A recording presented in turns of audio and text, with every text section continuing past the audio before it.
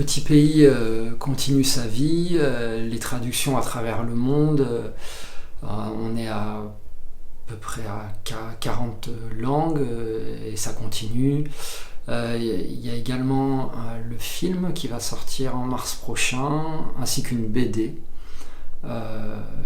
et également une pièce de théâtre. Donc voilà, il y a beaucoup d'activités autour de cette histoire.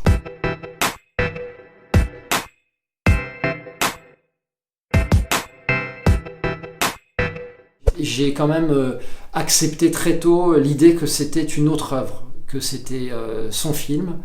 Et moi, je me plaçais plutôt presque sur le plan du stagiaire.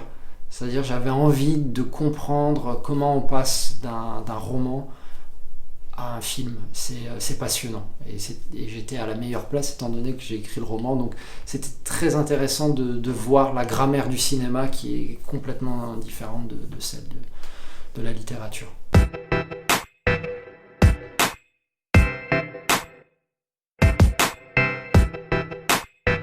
Éric Barbier connaissait l'histoire du Rwanda sur le bout des doigts, du Burundi. Il avait perçu l'aspect historique et politique du roman, que ce n'était pas uniquement un roman de l'enfance.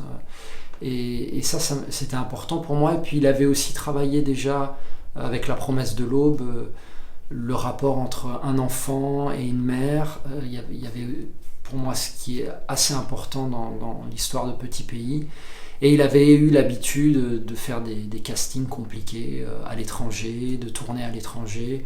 Et ça, c'était aussi une condition sine qua non, parce que tourner au Rwanda, un pays qui n'a pas d'industrie du cinéma, c'était un pari assez fou, assez risqué. Donc il fallait quelqu'un qui puisse tenir la route là-dessus.